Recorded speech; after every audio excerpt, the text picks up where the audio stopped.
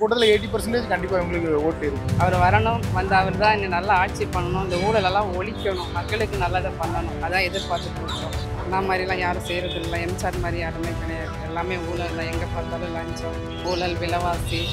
மக்கள் வந்து ரொம்ப பாதிக்கப்பட்டிருக்காங்க, விவசாயி கூட பாதிக்கப்பட்டிருக்காங்க, அடித்தட்ட மக்கள்லாம் ரொம்ப கஷ்டப்படுறாங்க. அதை நம்ம மாறணும். புதிய ஒரு தலைவர் எங்களுக்கு வேணும் இந்த நாட்டுக்காக.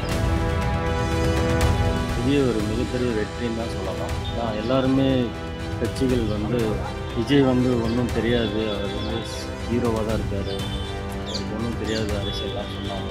டேட் மினிட்ஸை நீங்கள் இன்டெப்த்தாக கேட்டிங்கன்னா அவ்வளோ சூப்பராக சொல்லுவாங்க. ப்ளஸ் ரசிகர்களுக்கெல்லாம் அவர் மேலே இன்னும் ஓவர் கான்ஃபிடென்ட் வந்துருக்கு. மேபி ஃப்யூச்சரில் பிஜேபி கூட அவங்க சேரலாம். மேபி அது அந்த டைமை பொறுத்து தான். இப்போ யாரை வேணாலும் யாரும் தாக்கி பேசலாம். ஆனால் அந்த டைமில் இப்போ தேர்தல் கூட்டணி வரும்போது எப்படினாலும் மாறலாம். இந்த தேர்தலில் வந்து ஒரு வித்தியாசமான ரிசல்ட் இருக்கும். இதுக்கு முன்னாடி நம்ம பார்த்த ரிசல்ட் மாதிரி இருக்காது. ஜெயிக்கிற அந்த ரேஷியோ வந்து இப்போ 5000 ஓட்டு 10,000 ஓட்டுக்கு முன்னாடி ஜெயிச்சிருப்பாங்க. அது அந்த மாதிரி என்ன ஜெயிக்க முடியாது, கொஞ்சம் கஷ்டமாக இருக்கும் இந்த தடவை. இன்னும் பிரஸ் மீட் பண்ண பேசாமல் இருக்காங்க. அப்போ பிரதமர் நரேந்திர மோடி தான் மீட் பண்ணல, எல்லாம் கரெக்டாக தான் போயிட்டு இருக்கு.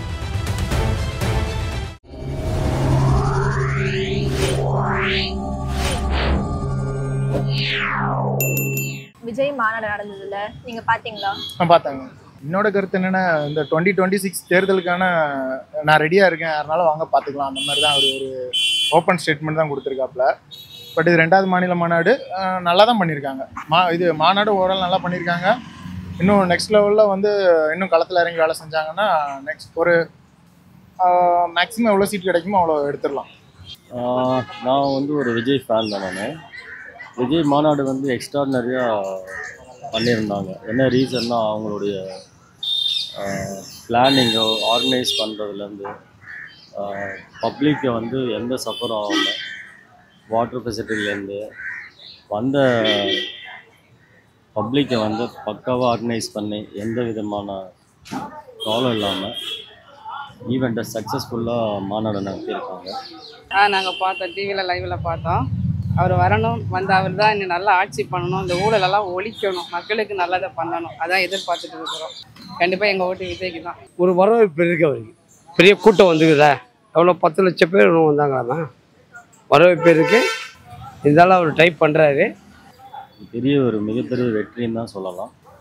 நான் எல்லாருமே கட்சிகள் வந்து விஜய் வந்து ஒன்றும் தெரியாது, அவர் வந்து ஹீரோவாக தான் இருக்கார், அவருக்கு ஒன்றும் தெரியாது அரசியல்லாம் சொன்னாங்க. அவருடைய ஸ்பீச் எல்லாம் வந்து நீங்கள் எக்ஸாக்டாக பார்த்தீங்கன்னா அவ்வளோ விஷயம் சொல்லியிருக்காரு. ஜஸ்ட்டு 38 மினிட்ஸ் பேசினார். அந்த 38 மினிட்ஸை நீங்கள் இன்டெப்த்தாக கேட்டிங்கன்னா அவ்வளோ சூப்பராக சொல்லியிருந்தார். ப்ளஸ் ரசிகர்களுக்கெல்லாம் அவர் மேலே இன்னும் ஓவர் கான்ஃபிடென்ட் வந்திருக்கு. Even though not only youngsters, apart from youngsters, more then 50 years 60 years male and female எல்லாருமே அவர் மேலே ஒரு நல்ல ஒரு ஒப்பீனியன் வச்சுருக்காங்க.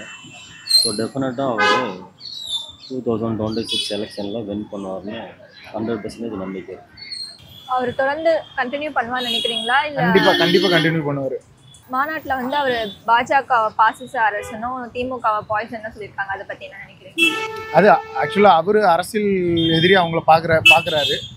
அவரோட கன்சிடரேஷனில் அப்படி எடுத்துக்கிறாரு. மேபி அரசியல் வந்ததுக்கப்புறம் மாறலாம். பட்டு இப்போதைக்கு அவரோட கருத்து அதுவாக தான் இருக்குது. மேபி ஃப்யூச்சரில் பிஜேபி கூட அவங்க சேரலாம். மேபி அது அந்த டைமை பொறுத்து தான். இப்போ யாரை வேணாலும் யாரும் தாக்கி பேசலாம். ஆனால் அந்த டைமில் இப்போ தேர்தல் கூட்டணி வரும்போது எப்படினாலும் மாறலாம். அவர் அரசியல் வந்து செய்வார். ஏன்னா அவர்கிட்ட வந்து வயசு சின்ன வயசு, அவருக்கு 52 வயசு ஆகுது. 50 வயசில் அரசியல் சொல்லிட்டார். அவர் நினச்சி நிற்பார். ஆனால் கொஞ்சம் வாய்ப்பு இருக்குது. அவர் மக்கள் நினச்சாதான் அவர் வர முடியும், அது ஒன்று இருக்குது. தேர்தலுக்கு அப்புறம் அரசியல் தொடரலாம். அவரோட லைஃப்பே அரசியல் தானே இறங்கியிருக்காரு.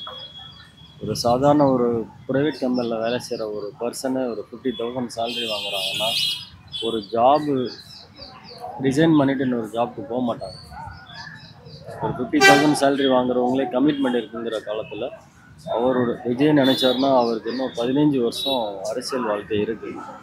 அவரோட லைஃப் ஸ்டைலே வேறு லெவல். அவருடைய லைஃப் ஸ்டைலெல்லாம் விட்டுட்டு பப்ளிக்காக வந்து மக்களுக்கு நல்லது செய்யணுங்கிறதுக்காக தான் அவர் வந்து அரசியலில் இறங்கியிருக்கார். அதில் எந்த விதமான இதுவே கிடையாது. அவர் வச்சிருக்க பணத்தை வச்சு பண்ணலாம். பட் இருந்தாலும் பதவி இருந்தால் தான் மக்களுக்கு தொண்டு செய்ய முடியும். ரஜினி தலைவர் ஏன் அரசியல் வாழணும்னு சொன்னால் அவர் வயசு ஏஜ் ஜாஸ்தி ஆயிடுச்சு. அவர் அரசியல் சொல்ல 71 வயசு 72 வயசு, இவர் 50 வயசுலேயே சொல்லிட்டார்ல அவர். இவர் நினச்சி நிற்பார். ஆனால் அவர் வந்து பாஜக வந்து பாசிச அரசு, திமுக வந்து பாய்சன்னு சொல்லியிருக்காரு. அப்புறம் ஸ்டாலின் அங்கல்னு கலாய்ச்சி சொல்லியிருக்காங்க. ஸோ அதை பற்றி என்ன? அது வந்து அவருடைய அரசியலோட கரெக்டான ஒரு இதை தான் அவர் சொல்லியிருக்கார். அவர் என்ன தப்பான்னு சொல்ல, கரெக்டாக பண்ணால் கரெக்டாக சொல்லுவார்.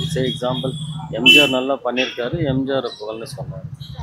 ஸோ அதிமுக ஒரு கட்சி வந்து இப்போ ஒரு கொஷின் மார்க்கில் இருக்குங்கிறத கரெக்டாக சொல்லியிருக்காரு. ப்ளஸ் மோடிஜியையும் கொஞ்சம் சொல்லியிருக்காருன்னா அவங்க பண்ணலங்கிறனால தான் சொல்லியிருக்காரு. ஸோ இப்போது நீங்கள் ப்ரெசன்ட் சினாரியோ பார்த்தீங்கன்னா பப்ளிக் எல்லாருமே ஸ்ட்ரகிளில் இருக்கிறாங்க. என்ன ஸ்ட்ரகிளில் இருக்கிறாங்கன்னா ஜாப் ஆப்பர்ச்சுனிட்டி இல்லை. ஸோ எல்லாத்துலேயுமே cost of living too high. So லைஃப்பை ரன் பண்ணுறது ரொம்ப ரொம்ப டஃப்பாக இருக்குது ப்ரெசன்ட் சினாரியோ. ஸோ அரசியல்வாதிங்க வந்து ஓரளவுக்கு பப்ளிக்கோட ப்ரெசன்ட் சினாரியோ பார்த்து அவங்களுக்கு என்ன மாதிரி எங்கே அவங்களுக்கு வாய்ப்பை ஏற்படுத்தி கொடுக்கணுமோ பண்ணி கொடுக்கணும். அது உண்மைதான். நாட்டுக்கு நல்லது செய்கிறவங்க தானே வேணும். நான் மாதிரிலாம் யாரும் செய்கிறதில்ல. எம்ஜிஆர் மாதிரி யாருமே கிடையாது. எல்லாமே ஊழல் தான். எங்கே பார்த்தாலும் லஞ்சம், ஊழல், விலைவாசி. மக்கள் வந்து ரொம்ப பாதிக்கப்பட்டிருக்காங்க. விவசாயி கூட பாதிக்கப்பட்டிருக்காங்க. அடித்தட்ட மக்கள்லாம் ரொம்ப கஷ்டப்படுறாங்க.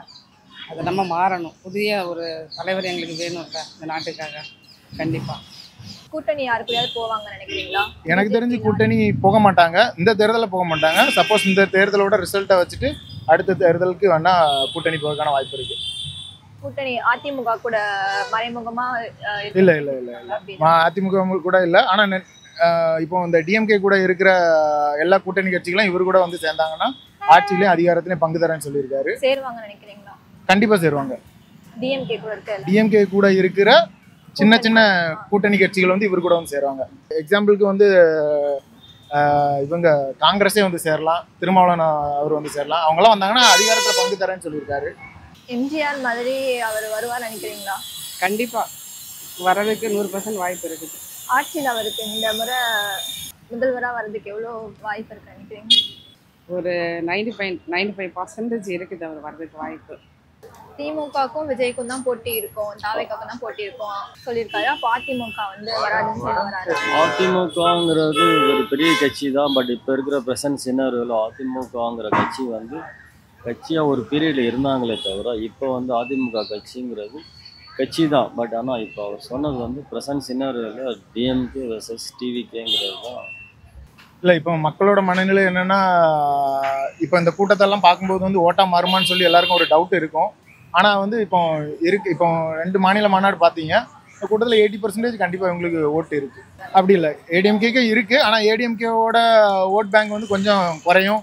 அப்படிதான் சொல்ல முடியாதுங்க. அரசியல் இல்லை அவர் சொல்கிறாரு கரெக்டு தான்.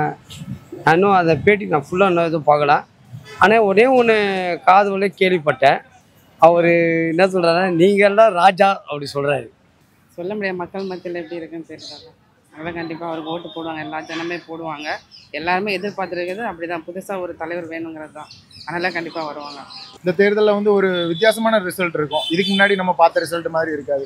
இப்போ இவங்கெல்லாம் எல்லாரும் இப்போ சீமான் அவங்க தனிச்சு நின்று, விஜயும் தனிச்சு நின்று, இவங்க டிஎம்கே கூட்டணி எல்லாமே இருந்தாலும் இந்த தடவை வந்து ஒரு மாறுதல் இருக்கும். கண்டிப்பாக மாறுதல் இருக்கும். அதாவது இந்த ஜெயிக்கிற அந்த ரேஷியோ வந்து இப்போ 5000 ஓட்டு 10000 ஓட்டுல முன்னாடி ஜெயிச்சிருப்பாங்க. அது அந்த மாதிரி இன்னும் ஜெயிக்க முடியாது. கொஞ்சம் கஷ்டமாக இருக்கும் இந்த தடவை. விஜய் எதிர்பார்த்த அளவுக்கு இருக்கும் நினைக்கிறேன்.